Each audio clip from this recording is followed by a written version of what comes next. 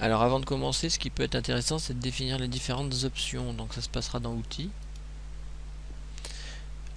Options, et ici vous allez retrouver différents onglets. Alors, les onglets que je vais vous présenter dans un premier temps, c'est l'onglet Dossier, dans lequel vous allez retrouver en fait les chemins qui permettent à Xrelay d'aller chercher différentes informations.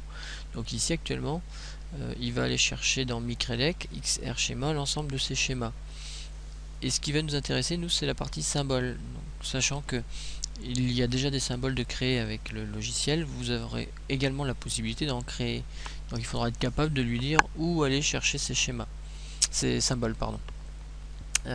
Et également, on peut le faire également pour des modèles entiers, hein, soit des folios entiers, soit des bouts de schéma. Alors ça c'est rien, conserver, hop, soit des bouts de schéma qu'on voudrait copier-coller dans notre folio.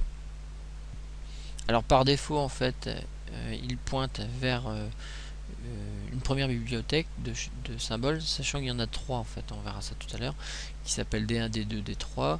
Donc le premier chemin vous pouvez le laisser, aucun problème. Le deuxième chemin, moi je m'en sers peu, et le troisième chemin en fait je m'en sers en général pour aller pointer vers le répertoire qui contient ma propre bibliothèque. Dans ce cas là je fais parcourir et je vais tout simplement chercher à quel endroit tout simplement se trouve ma bibliothèque. Je pointe, je fais OK, c'est terminé. Voilà.